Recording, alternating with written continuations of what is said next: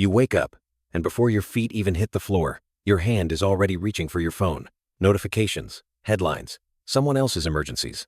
You tell yourself, it's just a quick check.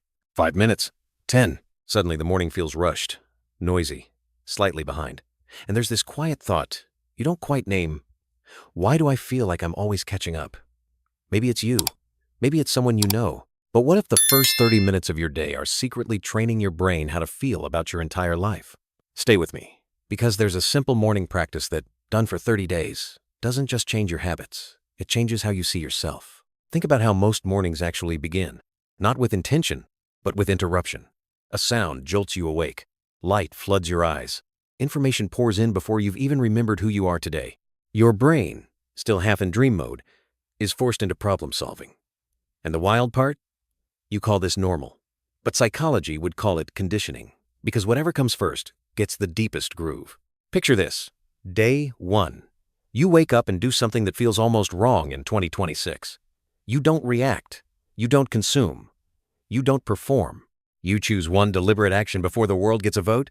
It sounds small, almost laughable. Like, this is it? This is the big secret? But psychology loves small things, because small things repeated become identity. Not overnight.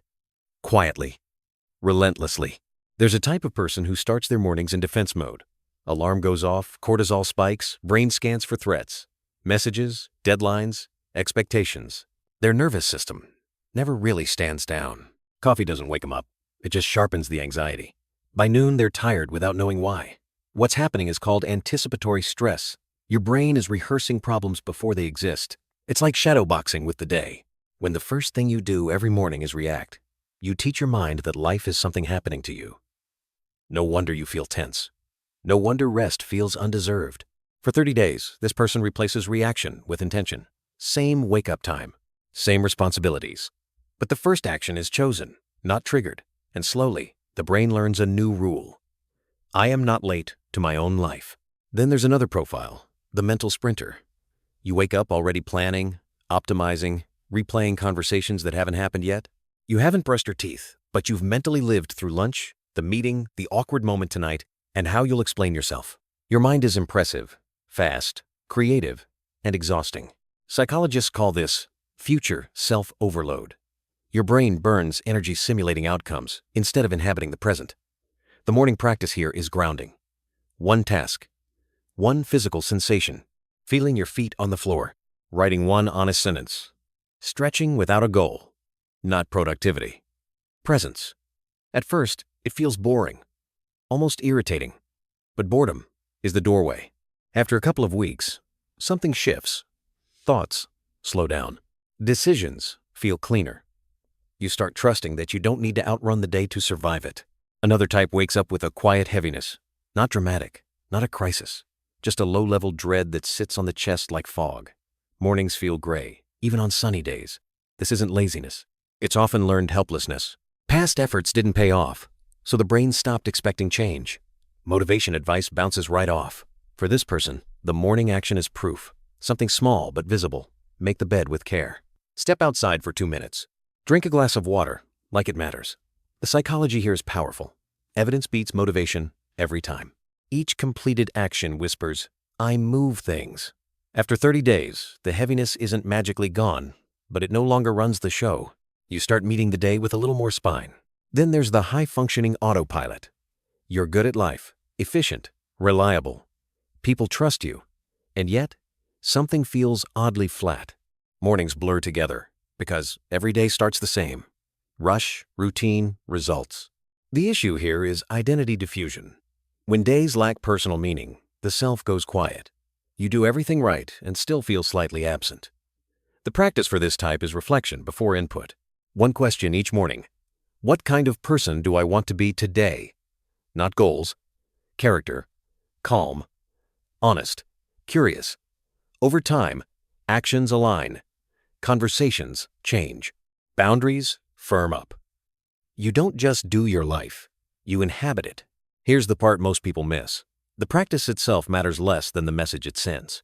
Every morning you're casting a vote for who you are. Reactive or deliberate. Rushed or rooted. Invisible or present.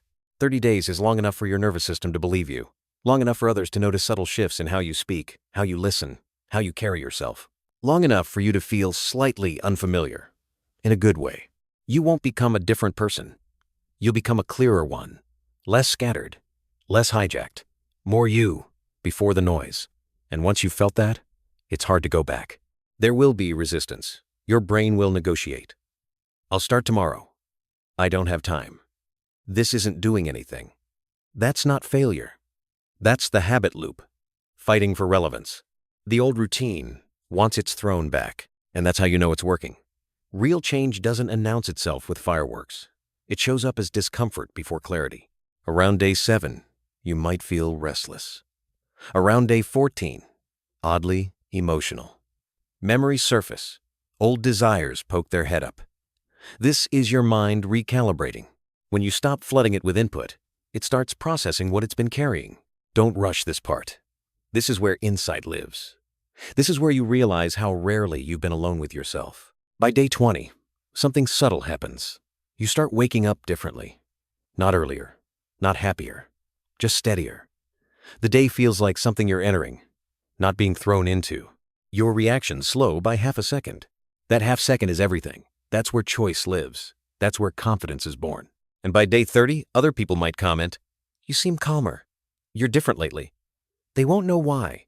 You might not fully know either, but you'll feel it in your body, a sense of authorship, like your life is something you're participating in again, not just managing. This isn't about winning mornings. It's about reclaiming your point of origin, because how you start is how you interpret, and how you interpret becomes who you think you are. So tomorrow morning, notice the moment before habit kicks in.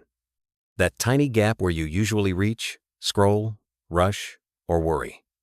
Pause there. That pause is the door. Walk through it once, then again, then again. You're not fixing yourself. You're remembering yourself. And that memory, practiced daily, is what makes you unrecognizable not to others but to the version of you that thought this was just how life felt. No app can give you this. No hack can shortcut it. It's unglamorous, almost invisible work. But it compounds, quietly, like interest, like trust, like self-respect. 30 mornings is enough to prove one thing beyond doubt. You are more influential in your own life than you were taught to believe. And once you see that, you can't unsee it. Every morning becomes a question instead of a reaction. Who's in charge today? The noise or you? That answer doesn't come from motivation. It comes from repetition, from choosing yourself before the world chooses for you, again and again, until it feels natural. 30 days. Same morning, different relationship with your mind.